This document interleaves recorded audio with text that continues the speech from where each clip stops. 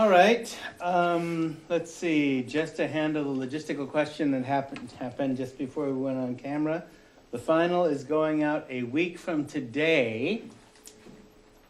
It is due back 2 weeks from today. Word of warning that I'll give you when I hand it out next week. Absolutely, positively, has to be in before Friday at 5 o'clock. 2 weeks from now. Yeah, because like either physically or electronically so I can print it out. Because I'm going out of town. And I'm not going to try and print it out from where I am. Are you going to Hawaii? I wish. Oh. But Oh. in any case, all right? So also any extant work, that is any work that you haven't done, also needs to be in by that time, too. All right? So let's get technical. So basically, treatment, despite what I'm about to show you with the American Society of Addiction Medicine criteria, treatment really doesn't begin until detox. Because you can't really counsel people when they're loaded. They don't remember. Because they're loaded. Don't try. There's no point in talking to somebody in an alcohol blackout. They're not going to remember. All you can do is, keep them alive. I remember one of my first cocaine come down suicide calls at Whitebird, where we weren't actually going to talk about how to get training on how to deal with suicide calls, because part of working at Whitebird back then and now is you staff the front desk. And so a guy had done an intake on for cocaine, had basically used cocaine that day, which is typical. Right after you go to rehab, you're using all the way up till you get in if you're an inpatient. And this guy had used and was calling from a phone booth. So just remember, phone booths. This is like the early 80s, and he had a gun, and he said, and he was going to shoot himself. And he was calling, the crisis line, and it happened to be me, so I happened to remember that it was him. Can't say can you call back next week after I get suicide training? You have to keep them on the line and all that kind of stuff. So when that's happening, even though that's kind of part of the treatment process, he's loaded. He's depressed because he's coming down off of coke. He's not in his right mind. Treatment can't really begin till he ain't on anything. And then he's going through, after he's gone through withdrawal, right? So usually what happens in treatment after somebody's detox, what they're basically meeting is a total stranger that they haven't known or dealt with probably for decades, if their use has been going on that long. If you're dealing with an adolescent, well, they don't necessarily know who they are either. They're still finding out. That's what adolescence is about. So that's why I go back to the whole dictum, it's not what's wrong with you, it's what's happened to you. Okay? You might not be mentally ill, it might be the drugs. But we don't know until you've had a period of clean time to know whether you were using to cover up a mental illness, or it's the drugs that made you mentally ill. That's why the distinction in DSM is useful in terms of substance use disorders and substance-induced disorders. Substances can induce a mental illness-like state. All right? So they might not be mentally ill, just alone with their thoughts for the first time. All right? So the practitioner, that's y'all, has to be aware of yourself while the process is going on. So when I said limbic resonance, what that means is that you can pick up on their emotions at the same time they're picking up your emotions. And definitely where we know this to be true is children in a house where there's tension pick up that tension, even though they might not be able to form words to it.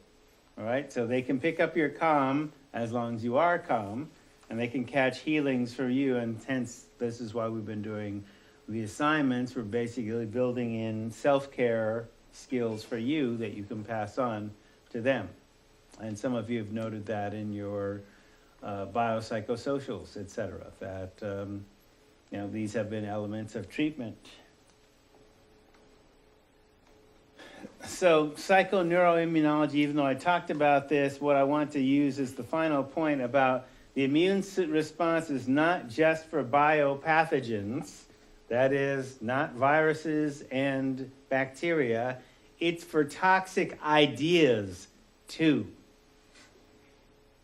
Toxic ideas that you've been made to believe because they're in society,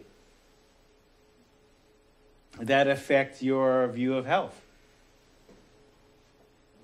And if you haven't really unpacked what's in those particular ideas, haven't noticed like where they're coming from, then it could be somewhat dangerous for you. I can explain that further.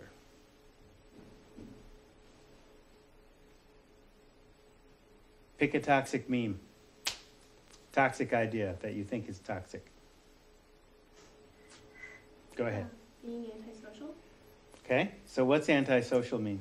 Like, not really talking to others and like avoiding interacting with other people. Okay. What would be bad about that? Like bad to not have like face-to-face communication because you kind of like lose yourself and like, I don't know, how other people kind of behave as well. Like you kind of desensitize, I think. Okay. Kind of. Okay, that could be. Also, for example, when one of you wrote about peer pressure, okay, who is your using peer group if you're using? And if you don't know how to be social with people other than using, because using itself could be kind of antisocial. Because you're not like actually right. there. You're not actually there. So if you don't know how to have a deep conversation with your drinking buddy without drinking, okay, there's a social skill involved with that. And sometimes people's use patterns having to do with, well, I can't be social unless I use. And I'm using to overcome the fear and the uncomfortableness of interacting with a stranger. In effect, this person is still a stranger. So the toxic meme in this case is, in terms of being antisocial, well, if I use to be social, then what is the interaction with? So if you've never dealt with, for example, I don't recommend this as a social recon, but people have done it. And they go into a situation where use is going on, and they're not using, and observing people. And if they have the strength to do that, to resist using, and just watch what's going on, they recognize, wow, this is really stupid. We're not really having a conversation. They're not really saying anything. And I got used to this. I thought that these were my friends, and I don't really know anything about them. Really? All right? So a toxic meme could also be, I mean, this is the same thing in terms of like sexual behavior. Because of the effect that this culture has had in terms of the Judeo-Christian ethic around sex. Sex is sinful. So if it's sinful, you don't talk about it. If you don't talk about it, you don't develop skill. If you don't develop skill, then you have to use or have some intermediary or some other thing between the real you and the real person. And so two real people aren't really meeting here in that particular sense, in a pickup bar or whatever. Buy you a drink, smoke a joint, whatever. Are the real people meeting? And if you feel that you don't have any skill with actually interacting with a person emotionally, if you don't have the skill to be emotionally vulnerable, that's part of a toxic meme, where sex can be shameful. And this is one of the things that why it becomes a recovery issue in terms of how to have a healthy relationship. What does a healthy relationship look like?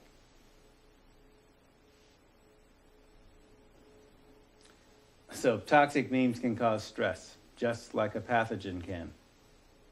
And stress decreases your immune response. So an assessment and diagnosis. All right. So once I know that there is a problem and I've described and I have the problem described accurately, what do you do about it? So one question you can think of in the back of your mind and maybe even ask them, that is the client, what is the need the condition is trying to fill?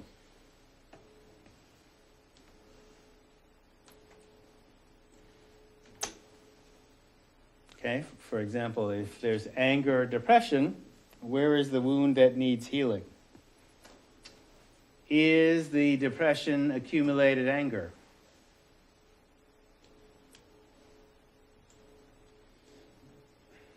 If there is anxiety, what's the fear? What are they afraid of?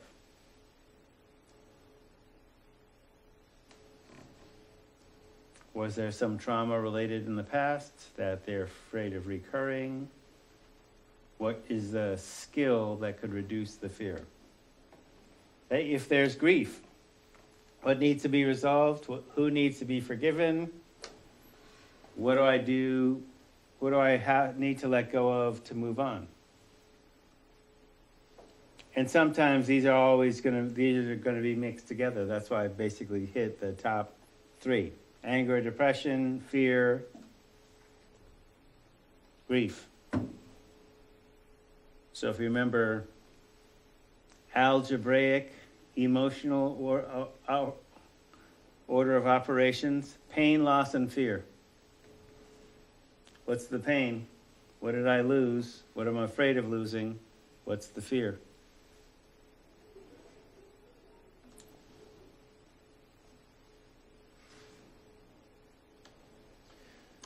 So one of the things that treatment should do, if 12-step inpatient, assuming you have time and the focus within the program or within yourself to pull this off.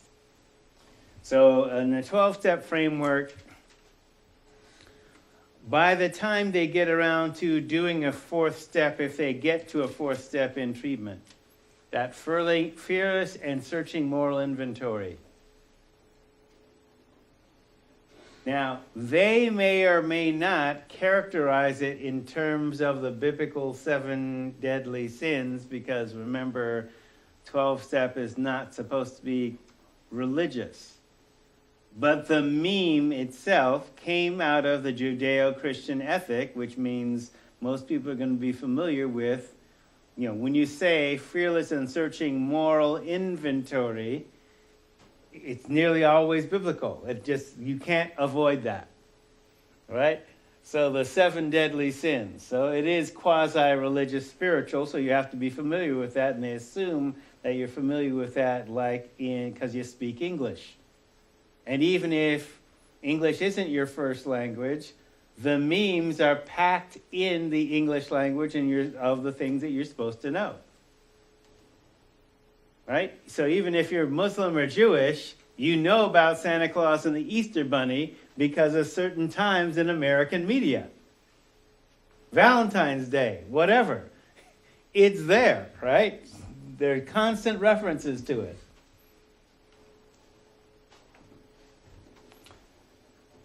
I'm not saying that's necessarily wrong, but what I am saying is that there is some toxicity with those memes because there's guilt and shame packed into that. Fearless and searching moral inventory means by your use, you've been immoral. You've been bad. You need to be punished. So there's already a whole guilt thing laden in that. There's already shame and stigma. Oh, go into rehab. You're a screw up. You're pathetic. That's that undertone that you can actually see and, depicted in television. Dr. Drew in Celebrity Rehab, right? Joe the plumber doesn't go to rehab. Joe Sixpack don't go to rehab. Oh, how the mighty have fallen. Like that. Right? So in terms of enantiodramy, or the opposite, which of the sins do I use when I use or before I use? Lying. So in terms of the opposite, 7 deadly sins. So lying. Gluttony. Or truth, we'll get to that. Lying or truth-telling, that's the opposite. Sloth or activity.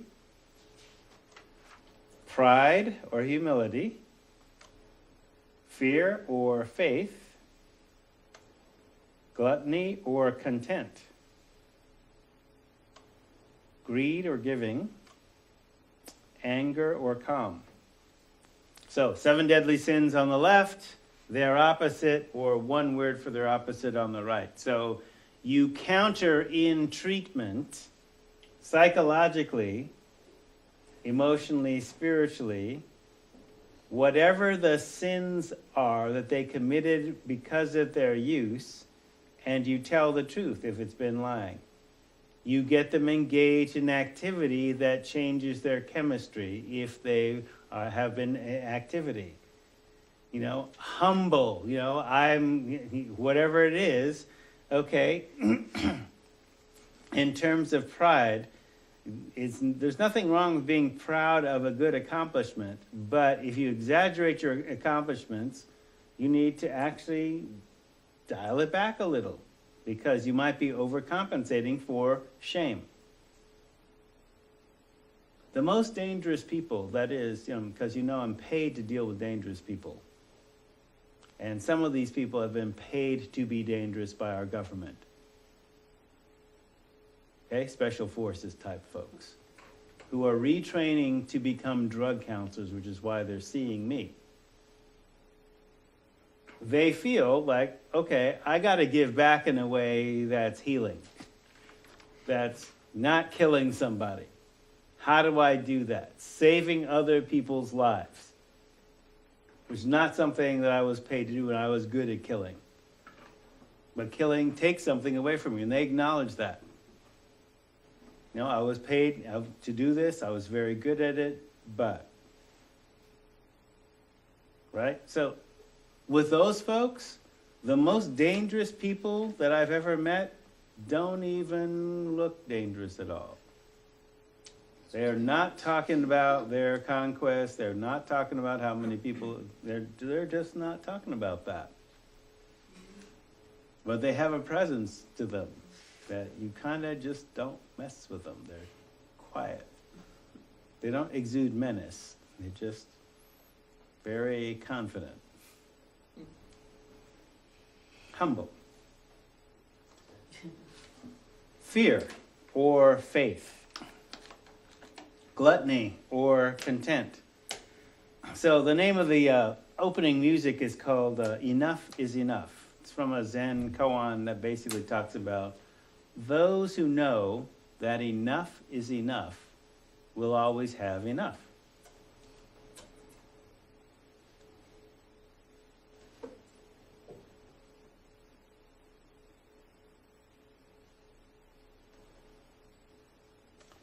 Greed or giving. Do you try and accumulate more than you need? Or do you just live simply and give your excess away? Well, we know what the two richest men in the world.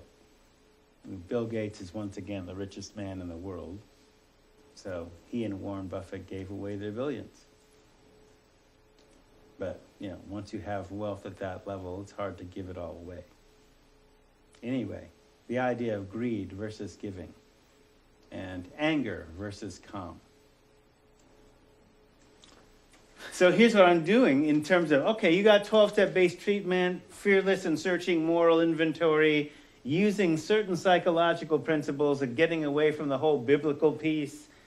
Let's just flip those 7 deadly sins over and use them as a mode for treatment in terms of skills, so that they don't have to be shameful. Okay? They use because they weren't taught the skills. You taught skills, don't need no pills. Not taught skills, pills could be the least of your problems.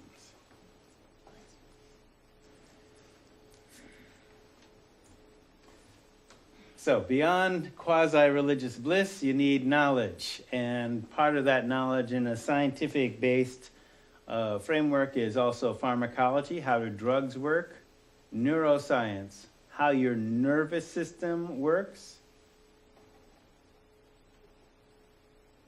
psychology, a study of how you think and why you think the way you think. And then how that has changed in terms of your use, whatever you're using, whether it's a process or a substance. So there has been, for the last, say, 20 years, an emerging interdisciplinary praxis. Previously, this was out in the fringes, like basically dealing with addictions, exercise, nutrition, finance, community, that's personal finance, community organizing, politics, diversity, using creativity, meditation, how you do good self-care, and self-defense, not in terms of simply martial arts, so that could be used as a treatment modality, but how do you fend yourself against toxic memes and addictive memes?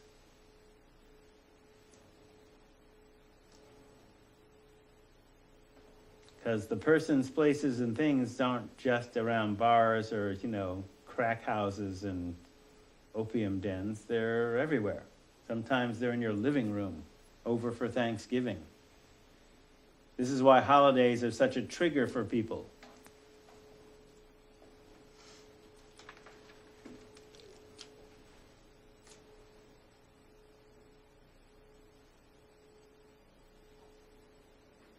So previously you found each one of these things in different pieces in different parts of the community. So for example, when if I've mentioned Peter Bell before, the conservative black Republican who said that the most effective treatment program in terms of sheer numbers and sheer success for African Americans was the Nation of Islam. What the Nation of Islam basically did is said, okay, we're going to address your addiction, but your addiction is an attempt to self-medicate from the pain of racism. So that's like diversity, that's politics. Okay, we're going to give you a job. We're going to have you eating healthy food. We're going to essentially give you a psychological, historical, and cultural framework that puts your addiction in a context. And then we'll give you an entire lifestyle. The Wellbriety movement. Okay, you're a Native American and you're addicted because you've lost your Indian way. So, here's what being a native means in the 21st century. We're not going back to the plains and teepees, though we might have teepee meetings. How do you live a life that's in balance while still being in America and doing your daily job? What does that look like? Okay, so the bottom line, whoever the client is, being able to explain to the client so they can see what the problem is and form solutions in their own language and in their own practical life. Wherever you're coming from.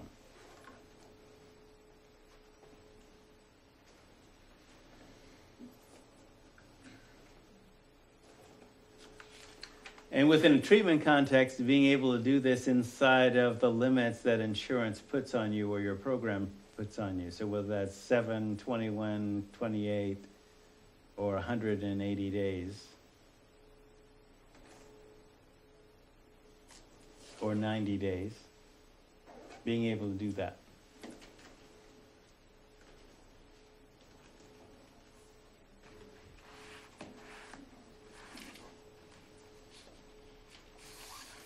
So I used to use these psychology theories, and I may, well, actually, I'll include them in today's take. But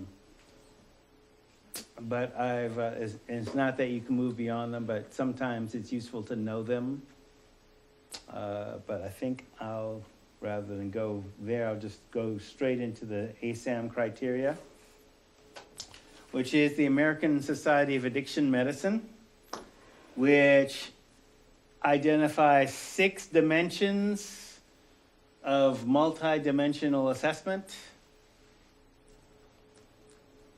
So ASAMS, if you can see the graphic, criteria uses 6 dimensions to create a holistic biopsychosocial assessment of an individual to be used for service planning and treatment across all services and levels of care. And there are 6 dimensions, which we'll go into. Now, acute dimension, so dimension 1, acute intoxication and withdrawal. Dimension 2, biomedical conditions and complications. Dimension 3, cognitive, behavioral, and emotional conditions. Dimension 4, readiness, motivation. Dimension 5, relapse, continued use, continued problems. Dimension 6, the recovery environment. Now, as you've seen, then you can see that these are all part of the biopsychosocial model. This comes out of the 3rd view of addiction. Addiction is maladaptive behavior. It's evidence-based, which means longitudinal, Western scientific research combined with neurochemistry, pharmacology, psychology, all rolled into one.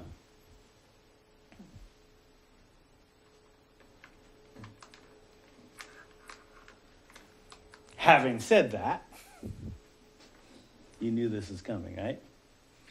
Having said that, where is culture? Yeah.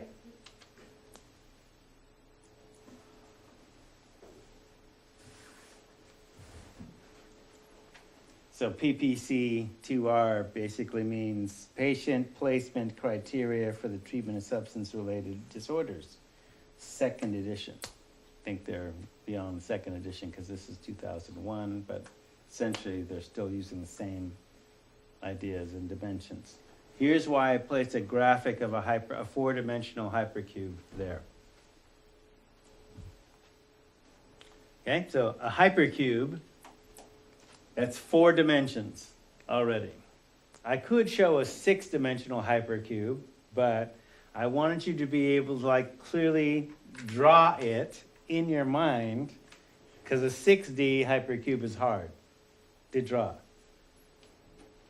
I mean, you can find them. You can Google 6-dimensional hypercube. What does that look like? It looks even more complicated than that. But here's the idea that I wanted to talk about in terms of culture. A dimension means that they're all happening simultaneously. You don't separate them out.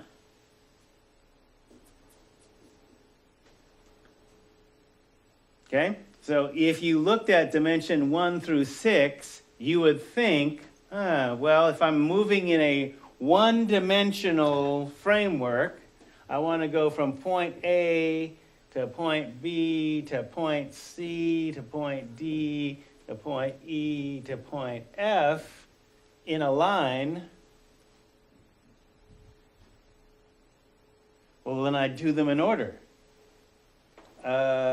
No. They're all happening simultaneously. So you address the ones that are salient to the client, that the client's need drives, where you go first. So for example, and the reason I asked the question, where is culture,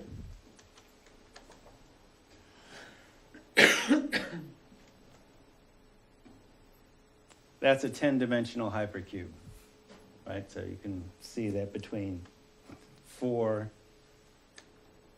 and 10, if I were to put in 6, it looks infinitely more complicated. Is the whole thing culture? Culture is at least 10 dimensions. At least. Especially if you think about intersectionality, which is basically a new belief within addiction practice. A person has a class identity, right? Socioeconomic status. They have race. They have spirituality. They have age. They're able-bodied. They have addictions to processes and substances. They have a gender identity. They're heterosexual or they're not. That's 10 dimensions right there. Trying to keep it simple, and it ain't.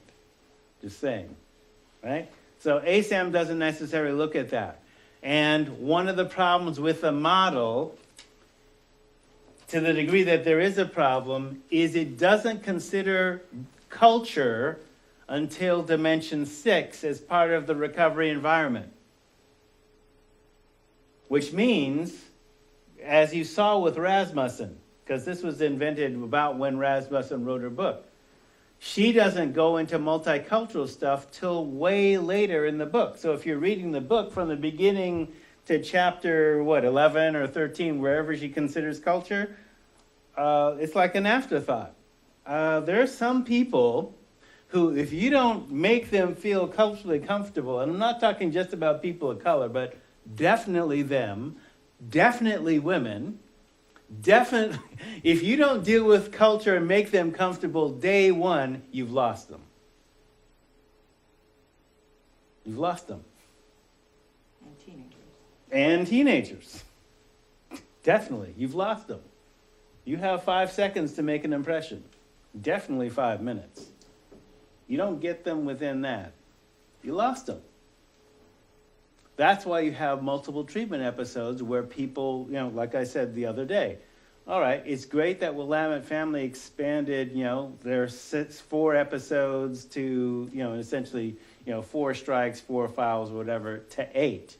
But, there has to be a limit.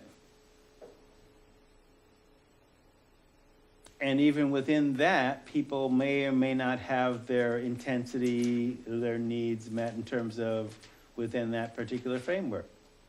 That's why I've been saying, okay, you need to increase your personal intensity if your program ain't intense enough. Q? Oh yeah, is it really that short of like a time that you have? Because like I feel like sometimes I'll be like uninterested, and then like over the time of like someone talking, like I'll like jump in and like become engaged. Yeah. So It can be. okay. I've experienced that. Depends on who they are. Again, it's like people who've been in some kind of combat. They're really fine-tuned, fast twitch. But if you don't have their attention that fast, they've tuned you out. Keep looking at their watch. I'm bored.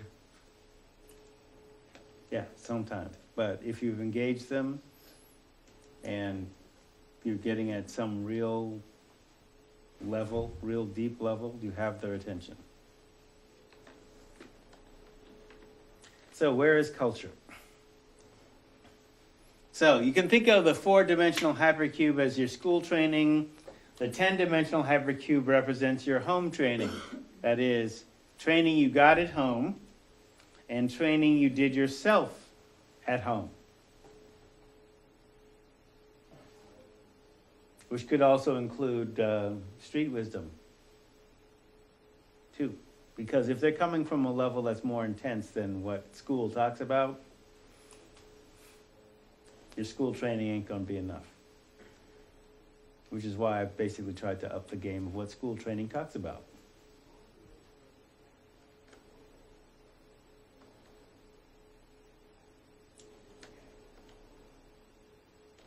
All right, so you can consider these in numerical order, but again, the idea of dimensionality is that they're all present simultaneously.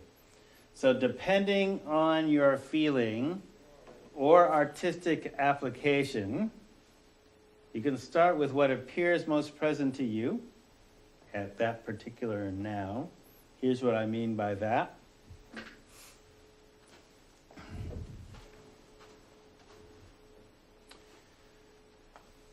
We in English like to conceptualize time as a series of, let's say this present moment is now. And 10 seconds ago when I was over there, that's another now. And yesterday was another now. Einstein would say, past, present, and future are actually an illusion. That's actually the principle your cell phones are built on. Without tripping about that.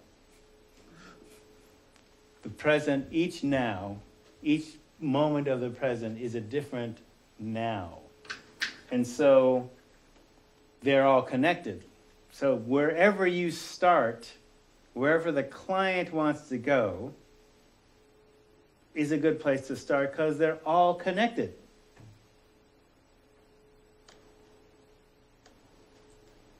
I like to start at the end first.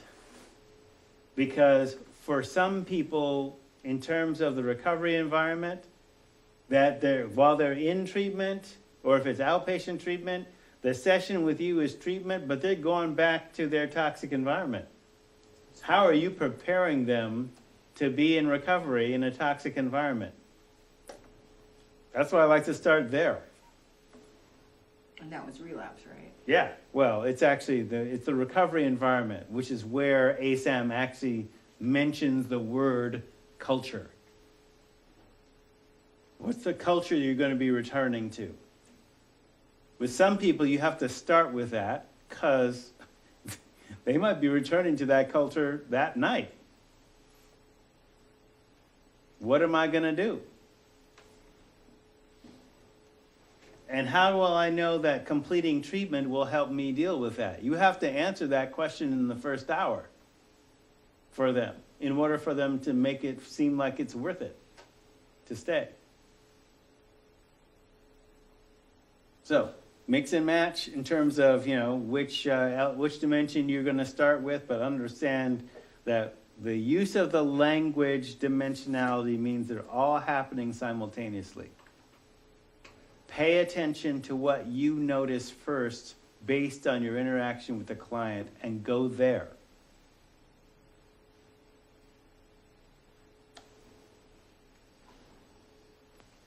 Also, what is salient for the given culture that they're in, whatever that is. Okay, if they identify as being gay or bisexual, go there. Even if you're heterosexual, because that's going to be the center of their wounding. And they're also testing you, trying to scare you off.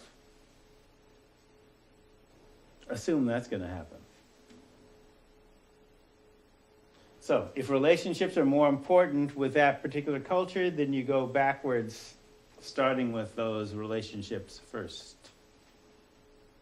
But remember, because it's English, it's starting at point F rather than point A. It might not be backwards. It might be what you need to actually sustain them within treatment.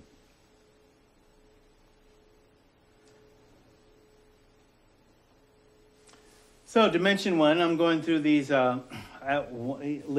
So dimension 1, acute intoxication withdrawal. So what risk is associated with a patient's current level of acute intoxication? Is there significant risk, for example, of severe withdrawal symptoms or seizures based on the patient's previous withdrawal history, the amount of the drugs taken, frequency, chronicity, which means essentially characterized by long duration. That's what the state of being chronic, how long it's been going on. And recency, how recent their use is, and the recent of discontinuation or significant reduction of alcohol or other drug use. So for example, with my famous, fifth of vodka a day, right? So medically, we're going to assume that this person might go into withdrawal seizures, which means they won't be able to breathe because they're seizing. That's just from a fifth of vodka a day, let alone, say, a case of beer, which his buddy was doing. That's just raw alcohol. Now, if there's any benzos in that, oh, definitely, because the benzos have been multiplied by the alcohol. Alcohol, benzos, and opiates? Yeah. You don't want them dying on you going cold turkey. So there's certain levels. This is why dimension 1, you look at the pharmacology of what they've been doing and what happens if they go cold turkey. Now, there are some people, however rare, I have seen them, that can go cold turkey from that much use and have no significant impact. It has been done. I have seen it. Just letting you know that's a possibility, but we would like to err on the side of caution. The medical protocol is withdraw them medically under supervision in case something happens. Okay, are there current signs of withdrawal? Does the patient have supports to assist in ambulatory detoxification? That is, can they walk to Buckley House themselves or get themselves to Buckley House in the next hour, day, whatever it is, if it's medically safe? With Mr. Fifth of Vodka, we did a transpo because we had the resources to do that.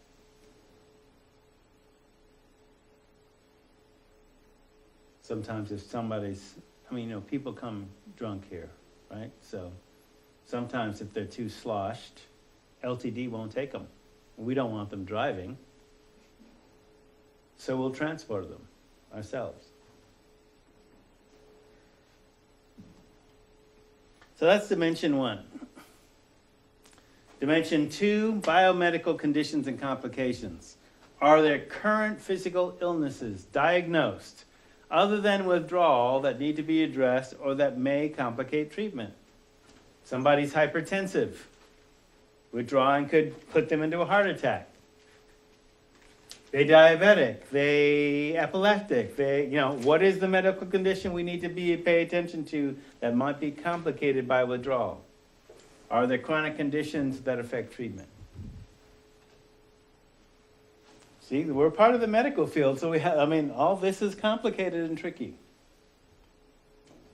So even if you're not the doctor, you also definitely need to know to be able to pass on to whoever. You're going to be speaking for the client because, they might not be able to remember all that kind of stuff. Dimension 3, cognitive, behavioral, and emotional. Are there current psychiatric illnesses or psychological, behavioral, emotional, or cognitive problems that need to be addressed because they create risk or complicate treatment? Going back to this linear diagram, basically we are using a variation of Sigmund Freud's talking cure. The only thing that we're changing is what we're talking about. So point A is the first session. They have to remember what was in point A to get to point B. So when we talk to them at session B, they can remember and build on what we talked about in session A and then session C. If their mental illness is such that they don't track from session to session, you got another problem because they might not be able to benefit from treatment because they can't track on the work that you're doing. Yeah. What did you say Sigmund Freud's what? Sigmund Freud's talking cure. Okay? The basic theory is patient talks, you listen, and you do feedback. course, Freud was on cocaine, so hopefully he wasn't on cocaine doing sessions. But they didn't have a concept of addiction to cocaine then. Remember, we were women are crazy, so let's give them heroin. That was the technology then. The hypodermic needle had been invented, a decade before, so Sigmund was shooting coke. Well, I'm a doctor. Yeah. Okay. Sure, women are crazy. And you're on coke. Okay. What is wrong with this picture? But it's basically the talking cure. I've actually had people say, all right, Doc, I'm ready to sit on the couch. No, we don't do couches anymore, but okay. Chronic conditions that affect treatment. Do any emotional, behavioral, or cognitive problems appear to be an expected part of addictive disorder, or do they appear to be autonomous? That is the conditions. So, for example, with dual diagnosis, the theory works like this. Some drugs cause enough damage or rewrite your reality software so that the drugs make you crazy. If there is no brain damage and you remove the drugs, then you return to a new baseline normal, and you can be walked back to sanity, whatever that is. Okay? But if you had an untreated mental health condition that you were attempting to regulate through your use, clearing the use doesn't clear the condition. It probably made it worse. So it's going to stand alone by itself. That's what they mean by autonomous there. Well, we won't know that until we detox you. And say you have a month to 3 months, basically we'll know one way or the other whether that's an underlying condition or whether it was the drugs that were causing it. Yeah. Can you ever recover from that, the trauma that occurred from the drug use? Yes. Can your brain ever, recover from that? Actually, because I know that using drugs, rewires everything. Can it ever be, I don't know, fixed? Yes, within limits. Okay. And the limits are, this isn't a wishy-washy answer, it's just kind of the reality. There's individual variability. Okay? So, for example, let's take acid. All right? Because we were talking about it the other day. All right? At the level that most people are taking it, it's physically non-toxic, assuming it's actually pure LSD. Okay. What's happening is you're rewriting your reality software. What about... And if you do that outside of what other people... If you start talking about about things that other people consider outside of their reality picture, you've got potential problems. There are other drugs that are way more toxic than that, like meth, which is because it's the lead acetate method. Lead destroys brain tissue. So it actually eats holes. It's like eating holes in your brain in terms of that show up in an MRI as areas of non-function that become permanent or only incompletely come back after 3 years of continuous abstinence. So your brain learns to rewire around that as long as you're doing the right things to allow it to do that. What about ecstasy? Because I know it's kind of like meth. Ecstasy is an amphetamine class drug that does the same thing. Because part of what's going on with ecstasy and with meth, that's just, it always amazes me. People can walk down this, anybody's walking down the street and it's 30 degrees and they got a t-shirt on. Yeah. Yeah. Okay? One of the problems with E, because the come-on is so long, that people take high doses of it and push their body temp up above 100. So you're inducing a fever and you're inducing brain damage that way. What if you don't do that much? What if you don't get to the point where your body, your temperature is that high? It's an But amphetamine. you do it like a lot. It's an amphetamine. So it basically is causing a subtle level of damage that's going to show up one way or the other individually over time. Okay. Alright. Yeah, not a vitamin. It's an amphetamine.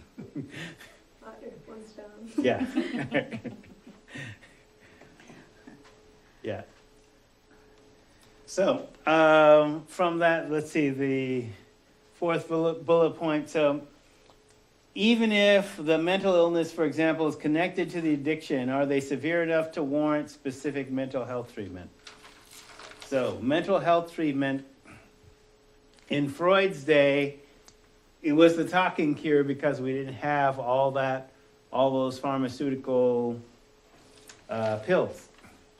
Mental health treatment today might mean the talking cure also with stabilizing meds or stabilizing meds by themselves. Mood stabilizers, as they say.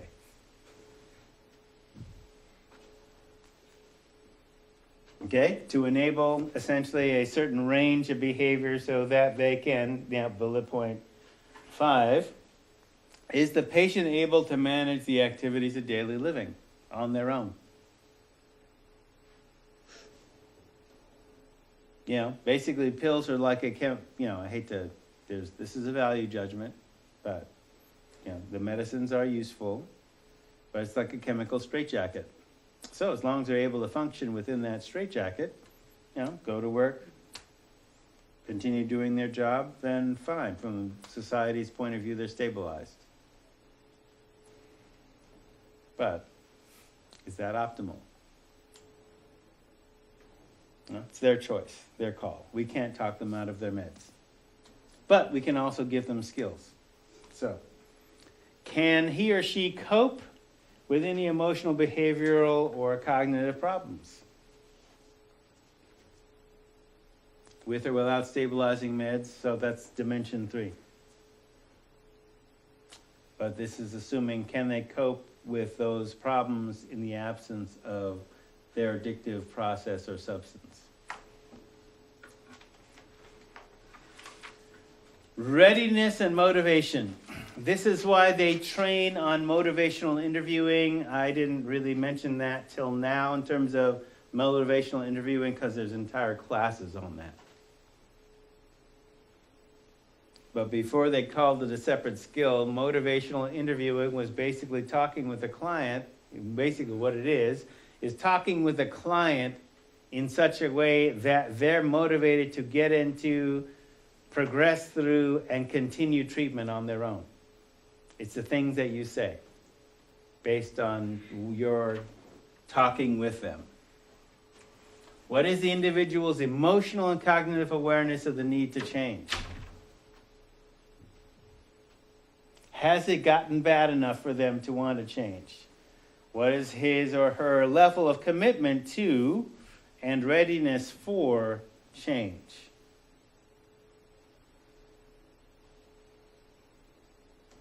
This third bullet point about what is or has been his or her degree of cooperation with treatment,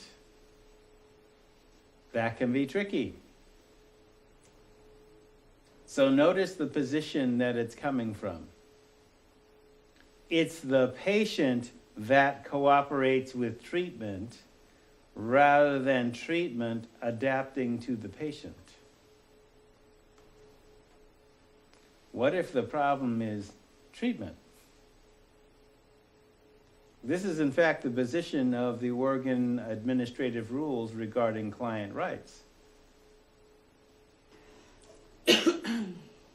Basically, the idea is wherever possible without compromising treatment integrity, the treatment program makes accommodations for language, sexual orientation, or the race of the client.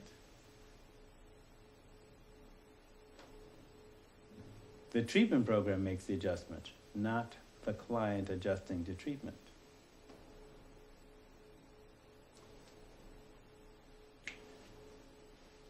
What is his or her awareness of the relationship of alcohol and other drug use, as well as obviously process addiction use, to negative consequences? Because if you don't think it's a problem, and it's only your PO that thinks it's a problem, I'm just doing this because my PO wants me to be in treatment, and as soon as I'm off paper, it's back to Party City. You know, there are people like that. And again, they've been institutionalized, especially if they've done lots of time in jail. They've been institutionalized to actually see it in those terms. They can't conceive of a life of freedom or a life free from using. It's become their identity.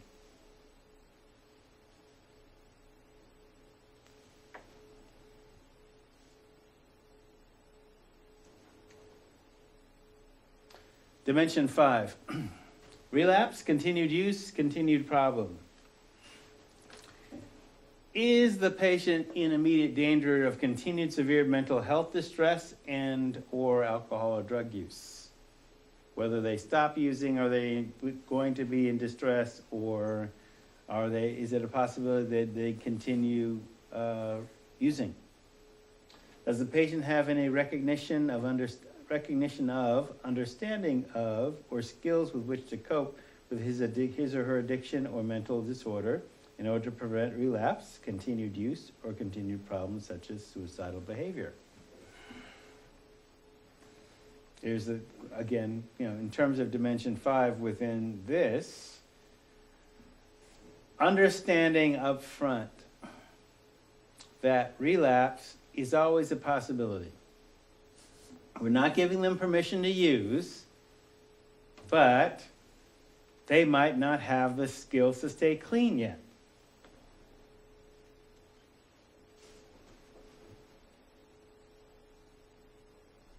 How severe are the problems and further distress that may continue or reappear if the patient's not successfully engaged in treatment at this time? Because of the meme that addiction is a progressive disease, that is, it gets worse with time, now is always the best time to begin treatment. Say that again. Now is always the best time to begin treatment, because if the longer it's untreated, it's progressive. The longer it goes untreated, the worse it gets. So in this question restated, how severe are the problems and further distress that may continue or reappear if the patient is not successfully engaged in treatment at this time? How do we stop the progression of it getting worse? And how bad will it get if we don't stop it now? And then the last point, how aware is the patient of relapse triggers? Ways to cope with cravings to use and skills to control impulses to use or impulses to harm self or others if they feel it's hopeless. And when do you let them know that? Now, if you're going in a linear fashion and you're inpatient, you might not deal with this dimension until dimension 5, somewhere before you're about to discharge them. But there's a lot of things that are triggers. There are a lot of things that are triggers. Happens. Right.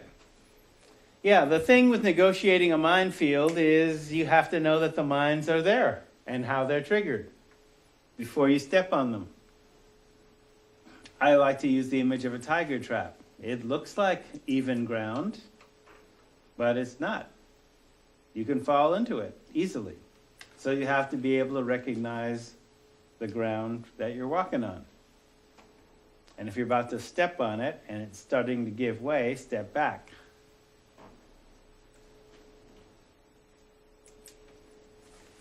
So letting them know about relapse triggers is also a critical thing to do early on. Especially if you're an outpatient and they're going to go home that day.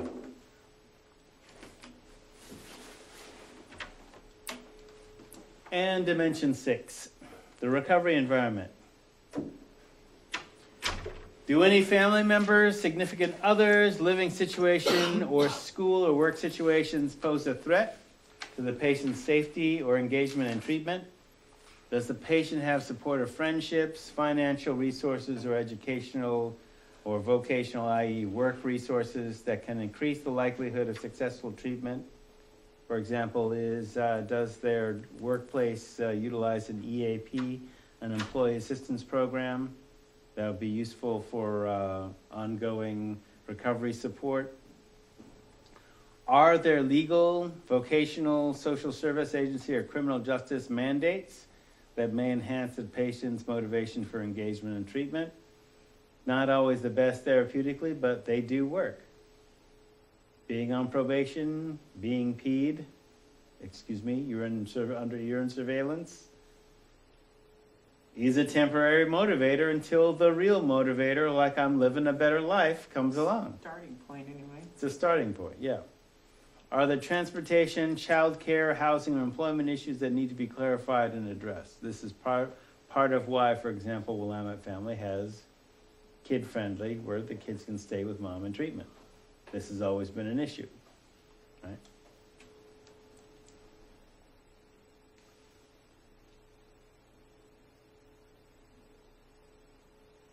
Now, this is a straight surface reading of Dimension 6. Noticing they're not necessarily talking about culture in here, though culture is implied. Like where this, if the person comes from a multi-generational meth cooking family, how does that change recovery? Well, they better be thinking about a new place to live. Yeah. Place of everything. Well, right.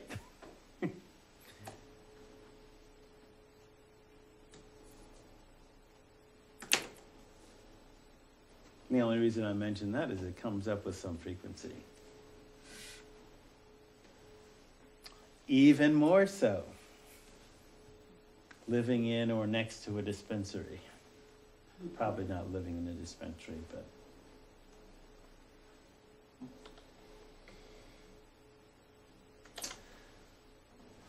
So I included this in case you haven't seen it. It's the Bodhisattva Vow. So if you remember the other day when we talked about bodhicitta. So the Bodhisattva Vow stated by the Buddha, life is suffering. Sentient beings are numberless. I vow to liberate them all. So Bodhisattva is basically somebody who's achieved liberation. And after that liberation, they could say, well, sucks to be everybody else. I'm gone, I'm out. But instead of doing that, they say, I'm coming back till everybody's free. And I'll keep incarnating till that is. So that's the Bodhisattva Vow as interpreted by His Holiness. As long as space endures, as long as sentient beings remain, may I too abide to dispel the miseries of this suffering world.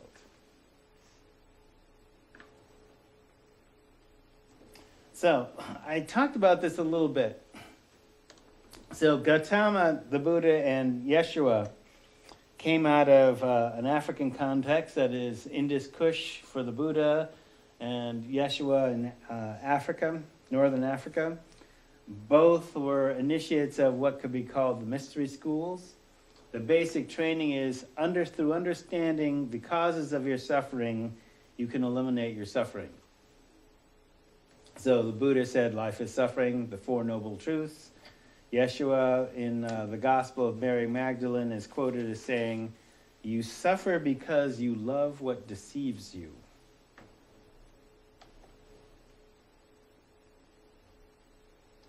So hence that comment that I made the other day. So life is suffering because you love what deceives you. So after that line that he talked about in the Gospel of Mary Magdalene, he says, acquire my peace within you.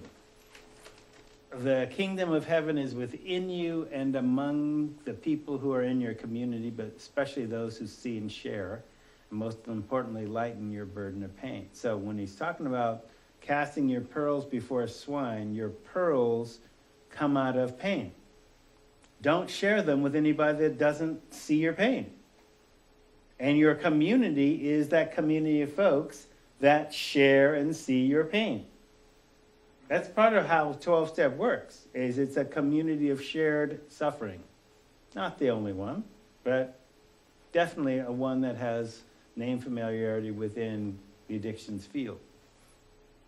But sometimes they don't necessarily see your pain also. So within the kingdom of heaven is within you and among your people. The same word, both in Aramaic and Hebrew, means within and among. So it's not just inside you, but it's also people within people who are like you that you attend to. So you not only try to attend to the pain, but the causes of suffering, particularly when they're caused by somebody else's delusion or deception of separation or superiority. That is, let's take, for example, addiction. Okay? Somebody else basically is separating you from yourself by saying, hey, take this pill, drink this, smoke this, and you'll feel happy, or you'll feel less pain, rather than attending to the pain directly. Seek support among community of sufferers who are not stuck in their past suffering.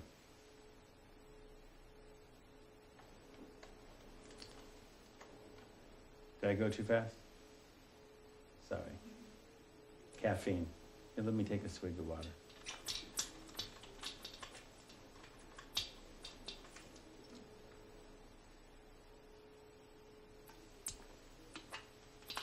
Part of where this came from is essentially out of civil rights struggle. Basically looking at access to treatment as a civil rights issue. Who gets treatment, who gets jail? If you regularly get jail and you're out, how do you get treatment that keeps you from going back into jail? And who supplies that? What if you've been burned by 12-step based treatment? What's your option?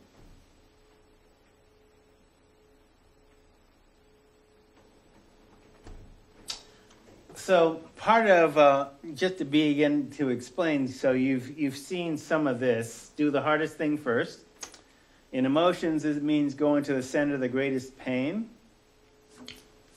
So rather than speak of myself in the third person, as a social scientist, I use intuition to find the center of the client's pain. If they're feeling it, then I can feel it. And if I'm feeling it, then I'm going to say, okay, what's the fastest way to get there that won't freak them out? Sometimes it's not a matter of thinking, you just do it from practice. And you hone their logic to find hone my logic, that is a way of reasoning to an answer for them that is the most appropriate means of liberation from that person's suffering. Hopefully you begin to alleviate that, like right there in that moment. Okay? While the person is unique, it's unlikely that their particular situation has never been faced. Sometimes hearing that somebody understands what you're talking about, however crazy it might sound to others, is healing in itself. So part of their healing, and this is the part that really bugs me about DSM. And I tested out what I talked to you about before and just reconfirmed this conviction. DSM is a great explanation of a disease or a mental illness. It describes certain conditions very well. But it doesn't tell you the way out. And if the way out is a pill, well, that's nice as long as they have insurance. Yeah. But you haven't given them a life skill. And that's what we're actually training them to do. So healing comes from acknowledging the strength and not simply noticing what was wrong. And DSM doesn't necessarily give you the strength.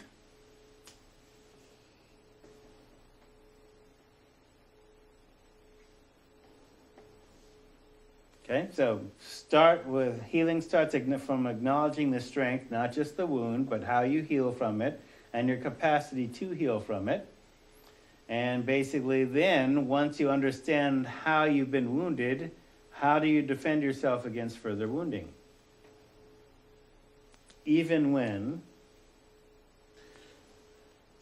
and this definitely comes out of a civil rights framework, Howard Thurman, Martin Luther King's teacher, basically talking about suffering opens up a place in you in which you either heal or become bitter.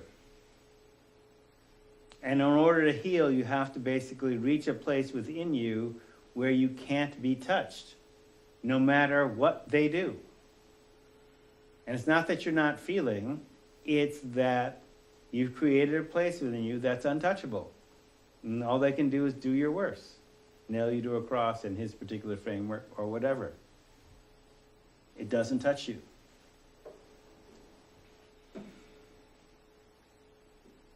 Even when you're in a toxic environment.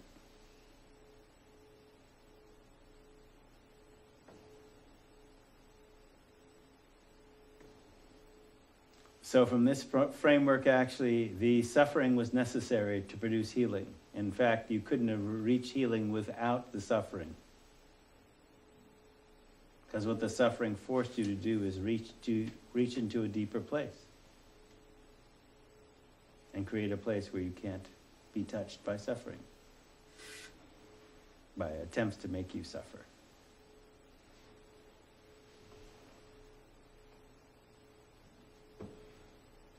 So I know this doesn't sound, very Western scientific, and it's deeper than that. It's more transpersonal. But again, when you're talking about, spiritual response to overcoming addiction, then you need to come at it from a place where there isn't an addiction. And live in that place. But in order to teach somebody, you have to be coming from that place yourself.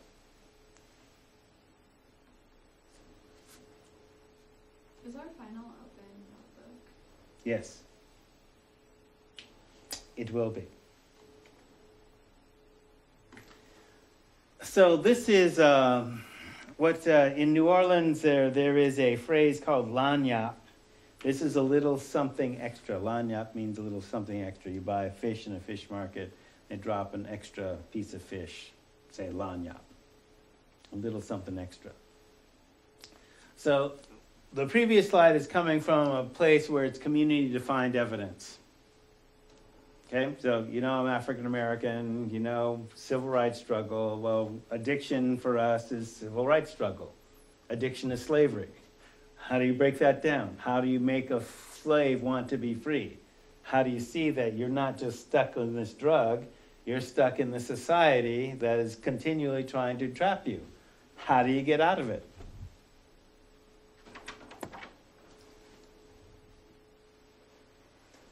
All right?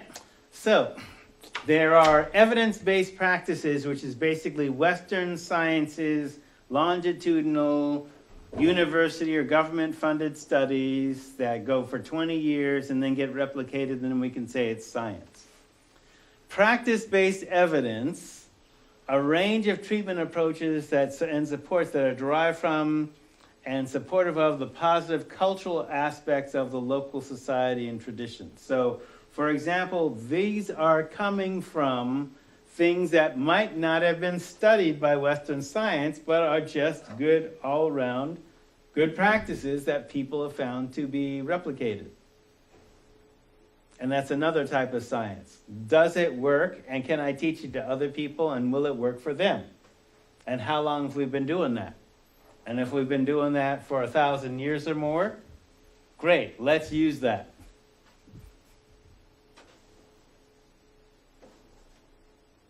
Okay, so practice-based evidence accepted as effective by a local community and through community consensus, and address the therapeutic and healing needs of individuals and families from a culturally specific framework.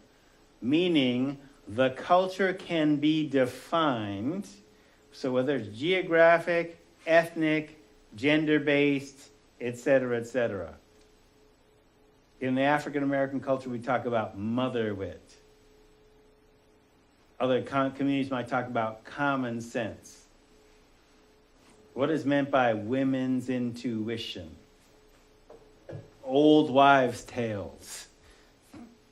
Okay? Bodies of evidence of knowledge that have been replicated, that have proven to be true and effective over time, whether or not they're studied. What are those things that exist that can be used? Okay, so practitioners of these models, you draw upon cultural knowledge and traditions for treatment and are especially responsive to the local definition of wellness and dysfunction. Okay, so they come from, as in the second paragraph, field-driven and expert knowledge of the cultural strength and cultural context of the community, and they consistently draw upon this knowledge throughout the full range of service provision, engagement, assessment, diagnosis, intervention, and aftercare. So the idea, because Dimension 6 in ASAM doesn't really explicitly talk about culture, there are whole bodies of knowledge outside of ASAM applied to addictions technology that say, okay, this might be a white guy, but he's not really clear about his gender identity, so we'll use a two-spirit construct. Say, okay, there's a way of being outside of this culture, indigenous to this continent, that looks at a certain role for you that's healthier than the one that you came out of. That even if you don't emulate it, you can at least think, okay, well, how do I think in a more healthy way about this? So practice-based evidence, and then also community-defined evidence. So community-defined evidence, similar to practice-based evidence, emphasize a bottom-up approach to determining evidence as opposed to the top-down approach of evidence-supported treatment or evidence-based treatment, ESTs, EBTs, that evolve in the laboratory of academic and other settings. It basically says that a specific community defines expertise and then a problem in terms of, so for example, Western psychology doesn't recognize that racism exists. So African Americans basically said, okay, we think it exists and here's the dimensions of it. And here's the way out of it. And this doesn't just work for us, it works for the races too, if they want to pay attention. So I'll leave this as lanyap for y'all. You don't necessarily, we may or may not be tested on it.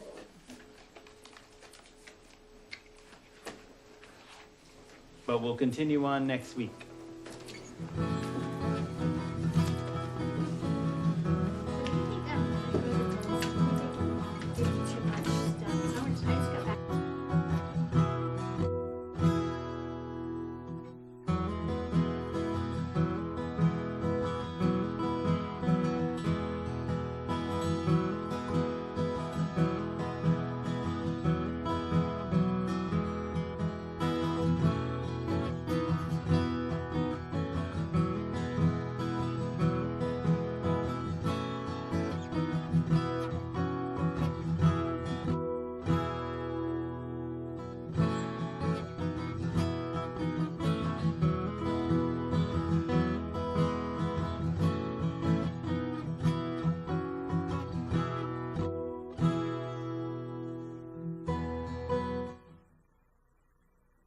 Lane Online.